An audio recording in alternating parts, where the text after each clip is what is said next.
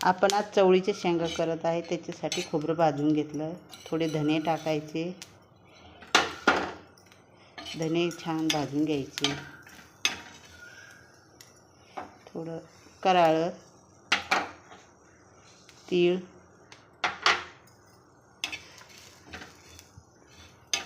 दगडफूल. आपला मसाला आता भाजलेला आहे, आपण काढून घेऊ. थंड झाला, आता काढून घ्यायचा.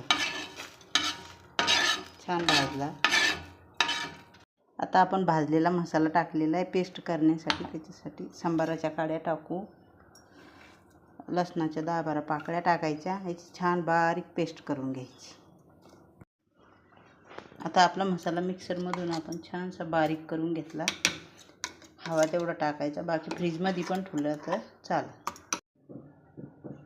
आपण तेल टाकून घेतो. आता थोडं तेल थोडं जास्तच टाकायचं. तेल टाकलं तर लसूण टाकून घे. भाजीत लसूण छान लागते.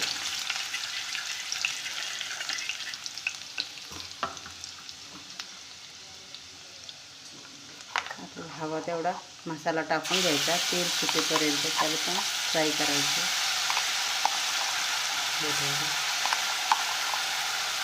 आता आपण तेल सुटेपर्यंत याला छानसं भाजून घ्यायचं.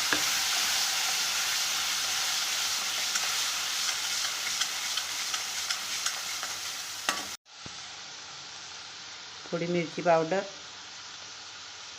थोडी हळद, नमक, थोडासा गरम मसाला,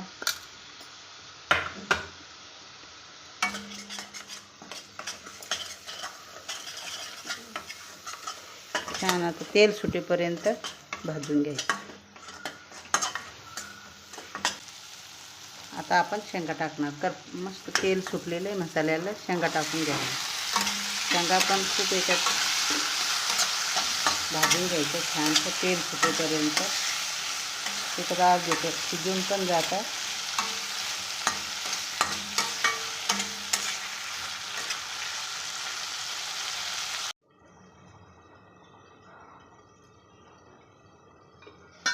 आता आपण पाणी टाकून घेणार आहे. शेंगा थोड्याशा शिजल्या पण मसाल्या. आता आपण हवं तितकं पाणी टाकणार.